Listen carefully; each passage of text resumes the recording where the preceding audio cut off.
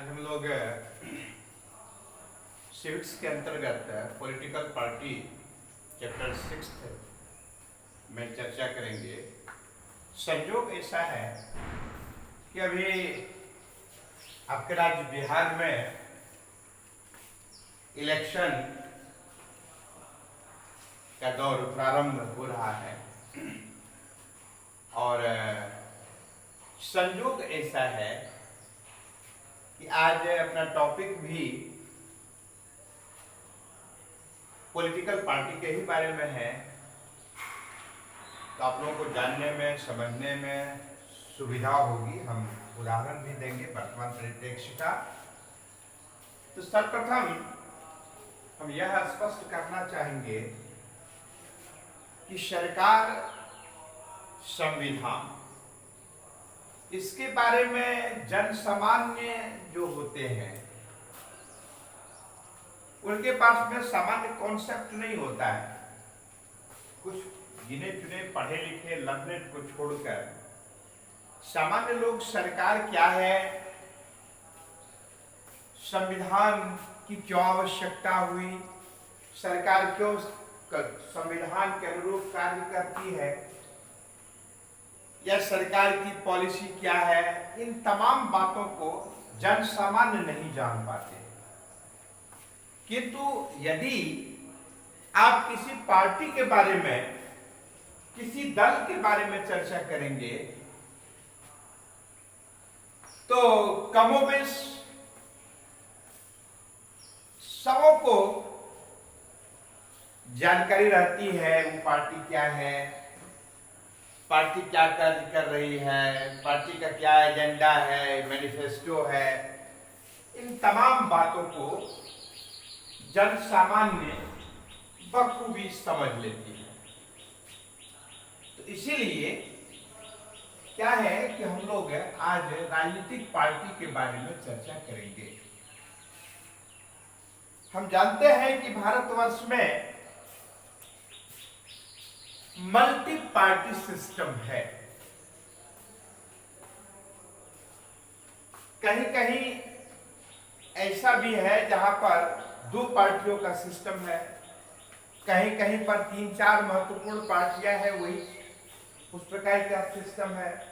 कहीं पर एकल पार्टी सिस्टम है, जैसे चाइना वगैरह में, रसा में है। कम्युनिस्ट पार्टी का के ही अंतर्गत जिस किसी को स्टैंड करना है, चुनाव वो करेंगे, अलग से कोई और पार्टी नहीं बनेगी। किंतु भारतवर्ष में मल्टी पार्टी सिस्टम, यानी भारत के नागरिकों को, भारत के नेताओं को पूरी आजादी रहती है, वो जितना भी चाहे पार्टियां बना सकते हैं। और यही कारण है कि आज भारतवर्ष में 6 महत्वपूर्ण जो राष्ट्रीय स्तर की पार्टियां हैं और क्षेत्रीय सैकड़ों में है। उसमें से जो कुछ खास गिनी चुनी पार्टियां हैं वो महत्वपूर्ण है। अब है क्या कि ये जो पार्टी, हिंदी में इसे दल कहते हैं, एक ऑर्गेनाइज संगठन होता है जिसके तहत एक नेतृत्व करता होते हैं और पार्टी के नियम कानून होते हैं, उसके अनुरूप नेताओं को चलना होता है। तो ये डिफरेंट पार्टियां क्यों बनी? इसलिए बनी क्योंकि हर किसी को पूरी आजादी है कि जिस पार्टी में, जिस विचारधारा में वो स्टैंड करना चाहे, समर्थन करना चाहे, कर सकते हैं।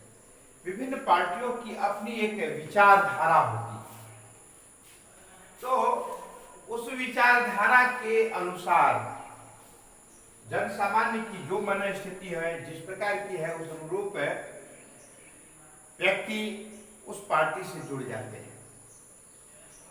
तो सामान्य तौर पर हम लोग दो प्रकार की पार्टियों की चर्चा करते हैं, एक राष्ट्रीय पार्टी की और एक क्षेत्रीय पार्टी या फिर स्टेट पार्टी भी उसको कहते हैं। तो राष्ट्रीय पार्टी हम किसे कहेंगे? कोई 5 आदमी मिल करके कोई एक पार्टी नाम दे दिया, तो क्या हम उसको राष्ट्रीय पार्टी कहेंगे या स्टेट पार्टी कहेंगे? नहीं, उसको हम लोग राष्ट्रीय या क्षेत्रीय नहीं कहेंगे, स्टेट की पार्टी नहीं कहेंगे। उसके लिए कुछ मान्यताएं हैं, अहर्ताएं हैं, जिसको पूरा करने की आवश्यकता होती है, अन्यथा वो मान्यता प्राप्त पार्टियां नहीं कहलाती हैं। और पार्टियां, जो भी पार्टियां होती हैं, उनको मान्यता कौन देते हैं? सामान्यतया तो चुनाव आयोग मान्यता देते हैं। तो हम लोग जाने कि राष्ट्रीय पार्टी क्या है। राष्ट्रीय पार्टी से तात्पर्य ऐसी पार्टी से है जो पार्टी पार्लियामेंट्री इलेक्शन में यानी लोकसभा चुनाव में कम से कम टोटल वोट्स का 6%, 6% कम से कम वोट्स प्राप्त करता है, उससे अधिक जितना कर सके।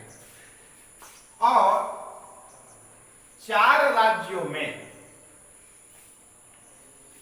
कम से कम 6% हो। और दूसरा टर्म है, कंडीशंस है, वह है कि कम से कम लोकसभा चुनाव में 4 सीट पर जरूर चुनाव जीती हो पार्टी। ऐसी पार्टी को हम राष्ट्रीय पार्टी के रूप में पहचानते हैं, जानते हैं। ठीक है, यानी कुल 4 सीट और भी कोई जीत सकते है पार्टी, किंतु एक जो सबसे महत्वपूर्ण बात है वह है टोटल वोट्स का 6% आना आवश्यक है। एक दूसरी बात एक होती है स्टेट की पार्टी, क्षेत्र की पार्टी। इसमें है कि जिस राज्य में इलेक्शन होता है उस राज्य का डाले गए वोट्स का कम से कम 6%, यानी स्टेट असेंबली के चुनाव में, मेंबर के चुनाव में कम से कम 6%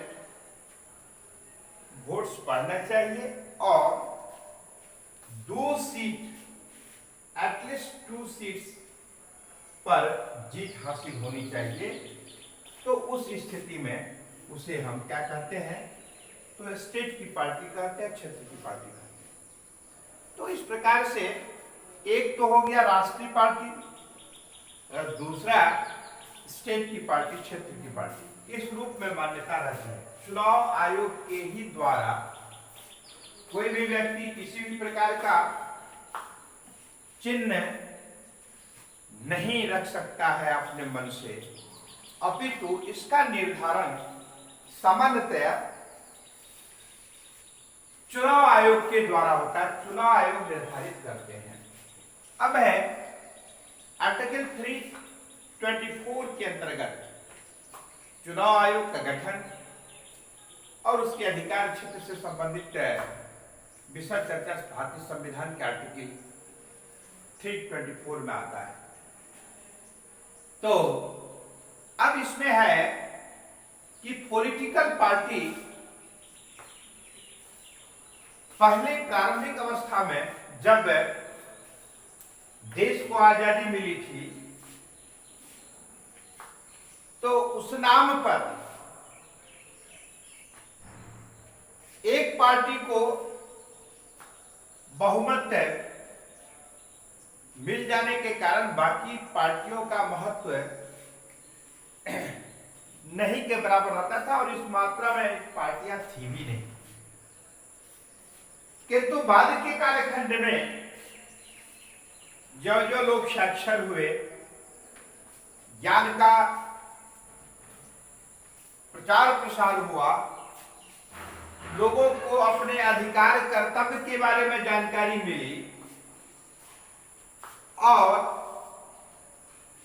व्यक्ति वोट्स के महत्व को जानने लगे, उसके बाद जन सामान्य नागरिक में जागरूकता आई और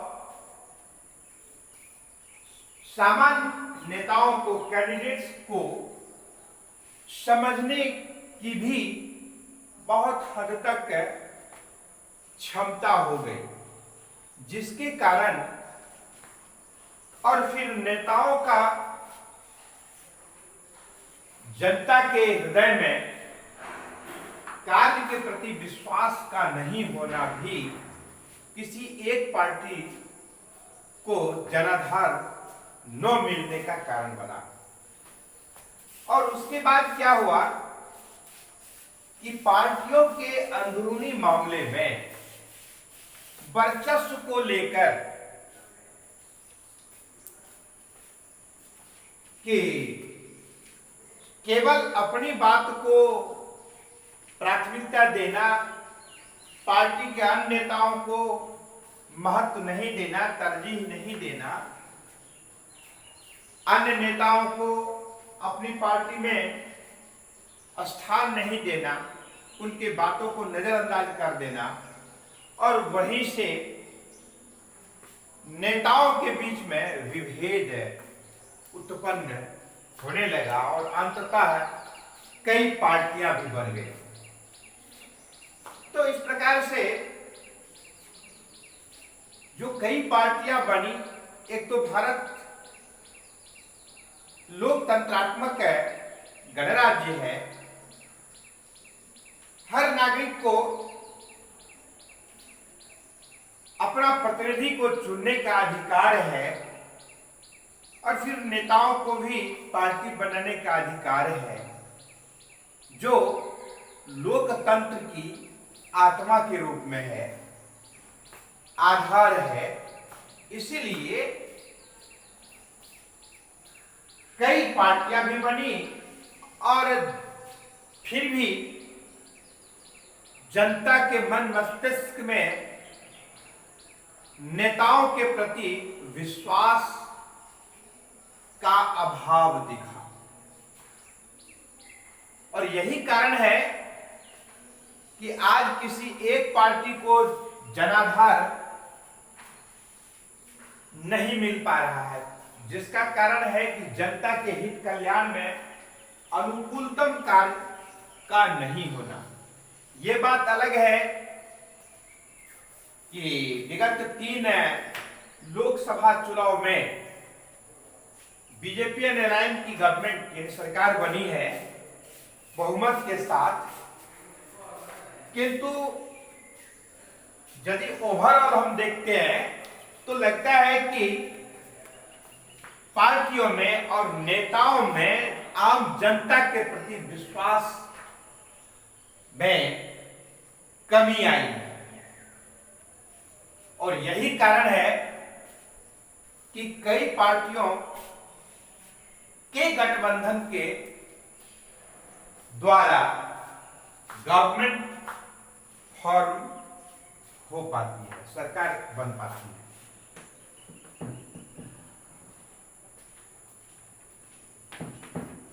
ठीक है, तो इस तरह से कई पार्टियां बनी,